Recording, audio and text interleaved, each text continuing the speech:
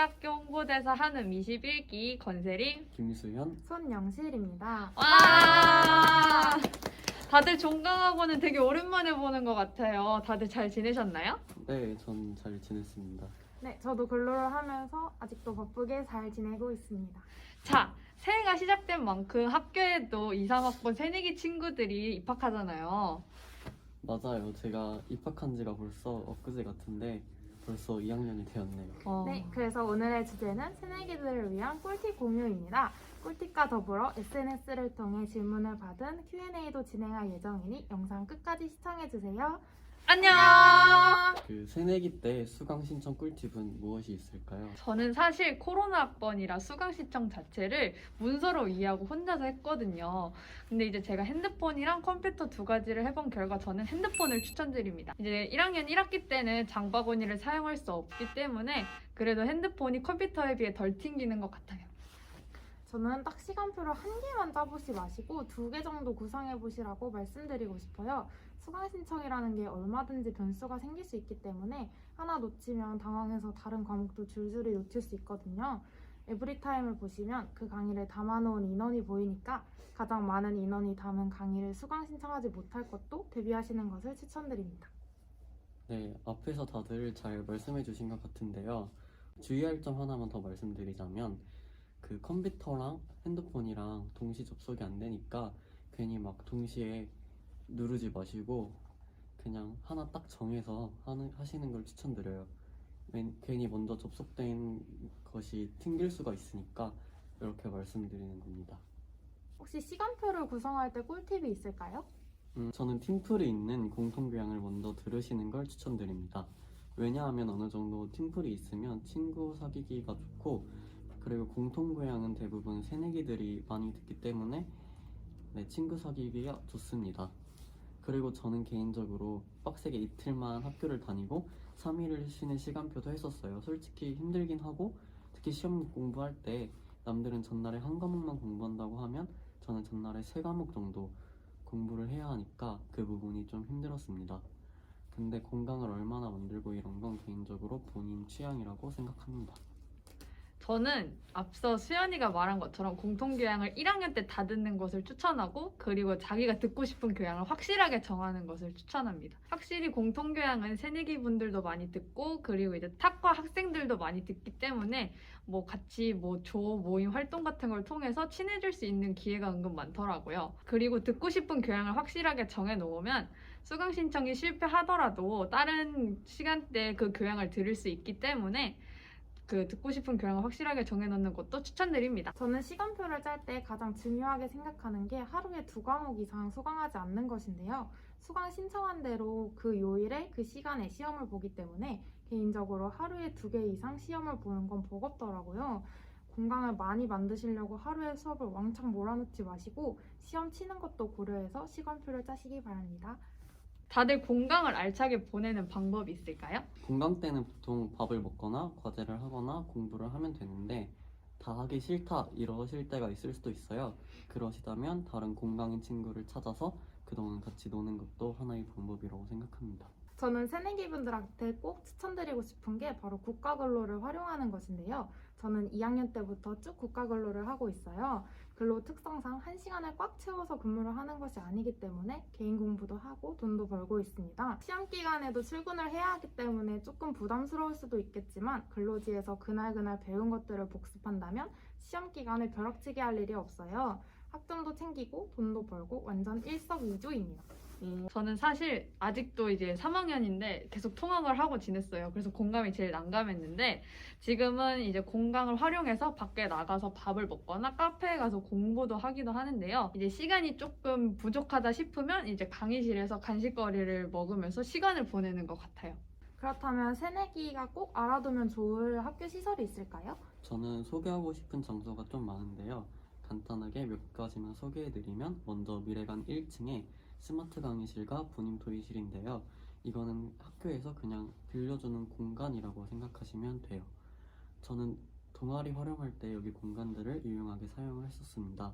그리고 학생회관 1층에 있는 상담 용도로 만들어진 조그마한 방음 부스가 있어요.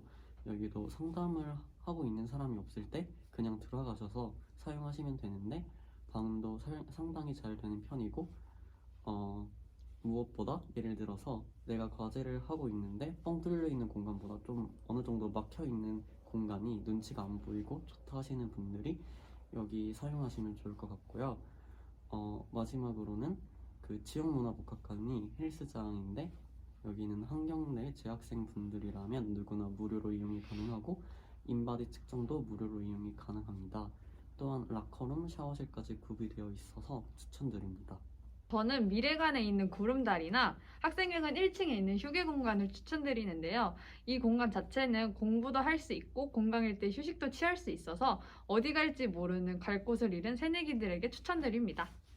저는 중앙도서관 스터디룸을 말씀드리고 싶어요. 1학년 교양의 경우 팀플이 꽤 있는 편인데 팀플의 경우 인원수가 많다 보니 매번 카페에서 자리 잡기가 좀 힘들거든요. 중앙도서관 스터디룸은 재학생이면 누구나 예약해서 사용할 수 있고 테이블도 넓고 콘센트와 화이트보드까지 준비되어 있습니다. 지금부터는 Q&A를 진행해 볼 텐데요. 질문은 한경대학교 인스타그램 스토리로 받아봤습니다. 자, 첫 번째 질문입니다. 기숙사 신청 기간은 언제인지, 기숙사는 어떤가요? 라는 질문인데요. 수연이가 유일하게 기숙사에서 살아봤는데 한번 설명만 해주세요. 먼저 나래가는 남녀 공용 기숙사고요. 1층에 편의점이 위치하여 있습니다. 호영가는 여자 기숙사고 유일하게 2인실, 4인실, 6인실로 나누어져 있어요. 그래도 방 하나를 2인이 쓰는 건 똑같습니다.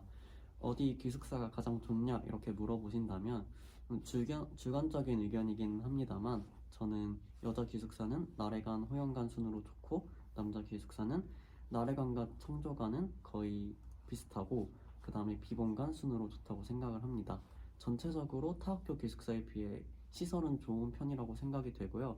근데 단점이 있다면 기숙사 의무식이나 호영관 같은 경우는 6명이서 사는 데가 있는데 화장실이 한 개인 부분이 좀 아쉬운 것 같다라고 생각합니다. 그렇군요. 역시 기숙사는 공동체 생활이다 보니 불편한 점이 조금은 있는 것 같아요. 저는 2학년 때까지 기숙사에 살다가 의무식이 부담스러워서 자취를 하고 있지만 새내기분들께서 기숙사에 살면 다른 친구들도 많이 사귈 수 있는 기회가 있으니 개인적으로 새내기 때는 기숙사에 사는 것을 추천드려요. 세림이는 계속 통학을 하고 있는데 어떤가요? 저도 이제 통학을 하면서 이제 기숙사에 살아볼까라는 생각도 들지만 이제 방 청소부터 빨래까지 제가 신경 써야 할 부분이 너무 많은 것 같아서 통학을 하고 있어요. 근데 이제 저 같은 경우는 집이 가깝고 버스 하나면 금방 통학해서 이제 할만한 것 같더라고요. 근데 확실히 통학을 하니까 친구들과 보내는 시간이 적어서 친구들 사귀는 것을 좋아하는 친구들에게는 기숙사를 추천하게 되는 것 같아요. 그리고 기숙사 신청 기간은 아직 1월 초기 때문에 정확한 공지가 나오지 않아서 아마 2월 달쯤에 나오는 걸로 알고 있습니다. 두 번째 질문입니다. 동아리는 무엇이 있고 타 대학과 연합 동아리가 있는지 동아리 분위기는 어떤가요? 라는 질문입니다. 네, 한경대학교 공식 홈페이지 대학생활 학생 활동란에 보시면 동아리라는 카테고리에 중앙 동아리들의 소개가 이루어지고 있어요. 중앙 동아리는 각각 공연, 종교, 체육, 사회활동, 예술, 취미까지 분과가 다양합니다. 이외에도 에브리타임 동아리 학회 게시판에서도 확인할 수 있으니 관심이 있으신 분들께서는 구경해 보시는 것도 좋을 것 같아요. 또한 연합 동아리도 있습니다. 자세한 건 에브리타임 동아리 연합 칸에서 보시면 다양한 분야의 다양한 연합 동아리가 있습니다. 관심 있는 새내기 분들은 그걸 활용하시면 좋을 것 같아요. 네, 그리고 동아리 분위기는 동아리마다 각각 다르기 때문에 딱히 말씀드리기는 어렵고요. 하지만 대부분의 동아리가 동아리 인원들끼리는 당연히 친하게 지내고 있습니다. 마지막 질문입니다. 신입생 OT 날과 수강 신청 날이 겹치는데 신입생의 수강 신청을 어떻게 진행하나요? 라고 질문해 주셨는데요. 제가 알기로는 작년에는 신입생 OT를 줌으로 진행 후에 수강 신청하는 방법과 과목 등 학부별로 알려준다고 알고 있거든요. 맞습니다. 작년에도 비대면으로 이루어졌기 때문에 올해도 똑같이 진행할지는 일정이 나와봐야 알 것 같아요. 네, 그렇군요. 혹시나 개인적인 사정으로 OT에 참석하지 못하셔도 각 학부에서 수강 신청 방법에 대한 공지가 내려올 테니 너무 걱정하지 않으셔도 될 것 같습니다. 다만 올해는 코로나가 좀 완화되어서 대면으로 진행될 가능성이 높다고 하니 참고해주세요. 자, 오늘은 이렇게 새내기를 위한 꿀팁들을 공유해봤는데요. 한경 새내기 분들께 도움이 되었을까요? 혹시 더 다양한 꿀팁이 있다면 밑에 댓글로 작성해주세요. 채널 구독과 좋아요, 알림 설정까지 부탁드리고 그럼 다음에 더 재밌는 영상으로 찾아뵙겠습니다. 안녕. 그리고 그 질문 중에 한음 되는 방법도 있었는데 그거는 뭐 솔직하게 말해서 그 카드뉴스를 잘 만들면 된다. 그 카드뉴스를 만들기 때문에 손재주만 있으면 돼요. 그리고 이제 잘 어울리면 돼요. 사람들이 다 좋고 착해서. 왜 나만 말해요? 매년 학기 초에 공지사항에 공개 모집을 하고 있으니 관심이 있으신 분들은 그때 많은 지원 부탁드릴게요. 수연이는 할 말 없어요? 네. 와 진짜 뭐라고 말해야 되지? 한번 도전해봤으면 좋겠다. 다양한 것을 네. 좀, 그러니까 그냥 한번 해보고 싶으면 그냥 주저하지 마시고 그냥 도전해줬으면 좋겠습니다. 오케이 좋았어. 한음 많이 사랑해주세요.